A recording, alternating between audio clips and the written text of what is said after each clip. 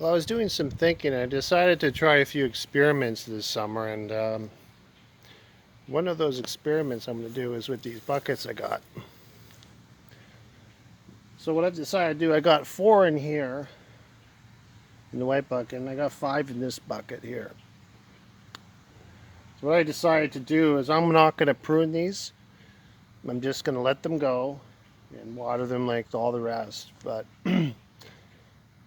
because I know some people, when they see 4 plants in here, they're probably like, "Yeah, you should only have 1." I'm guessing, because that's what I would think. But that's what I'm going to do with these. It's going to be one of my experiments this year, just to kind of test it. So I won't pick them, I won't prune them. But the other ones I do end up doing a bit of pruning and some, picking along the way. But I want to be able to, see how many peppers I get off them and get a bit of data on those. And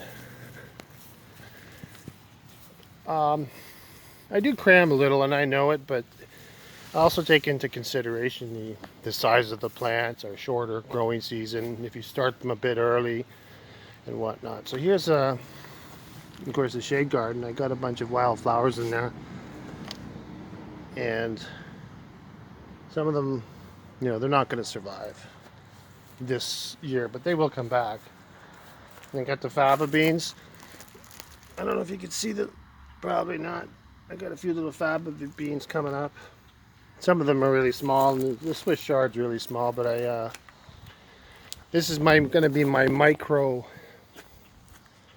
ecosystem for beneficial bugs as well, because these flowers, they're all going to do pretty okay in the shade, right?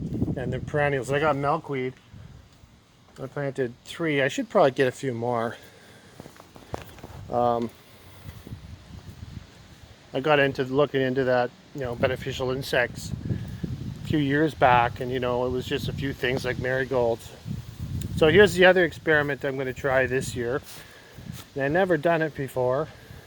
And obviously, there's not much to see with the peppers because they're pretty small still. But what I decided to do with these peppers, I got some of these Peruvian peppers. They're called Ajicharapitas. And I'm pretty excited about them. So I want to keep their seeds. But I also want to try crossbreeding them.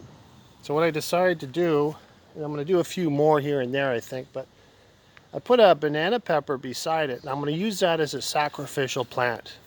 And what I mean by that is that's the plant I'm going to use to, pollinate. But what I'll end up doing is I'll prune the heck out of it, maybe leave 3 or 4 actual peppers on it, and then prune it back so it doesn't, steal resources and get in the way. And, as long as you have a few solid peppers out of that. And I did another one over there with some other kinds. So I've never done it before, and I know that there's, I think I was watching a video from that Pepper Geek guy, and he said there's 5 kinds, and a couple don't mix. But I don't think I have that problem here. I think they're all going to mix. I don't have any Rocoto peppers. I think that's what he said. So that's what I have planned for those kinds of peppers.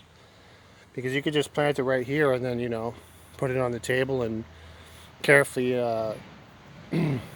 peel off the flowers, right? Pollinate them. Then as the plant grows a little bit longer, you can just cut off the excess because it's sacrificial. And the potatoes are really doing really good. So I thought I'd just a quick glance at what those look like. Then the lower shoots are starting to come up now. They're really exploding in there. That's pretty nice. I think I'm gonna have good results. Like I'll probably get like 2 bags of potatoes in each box, and maybe they're gonna be delicious. Who knows? And then I decided to create more ecosystem. So I built these cheap little bird boxes. I built this thing just nothing to really look at too much, but feed the birds if they come. I want I want the beautiful little birds. I don't want these sparrows around here. So just the whole size, I guess, I put Oop, you can see. I put 2 of them on here. Where are they? No. Yeah, I put 2 up over here. So that'll bring in some birds. And oh, and another tip that I got, I didn't show you. I did something. I'll do it over here. The Millennial Gardener, I was looking up some of his videos about dragonflies. So what I did was I got these reeds. I don't know if you can see them. The same things I made these fences out of. They're just reeds that grow in the swamp over there. But apparently he was saying that you need roosts.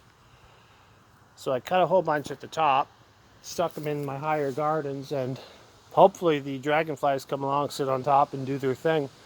Because we got lots of swampy water around here, so they should be around. You just have to bring them in. So that was the Millennial guy, I think his name was.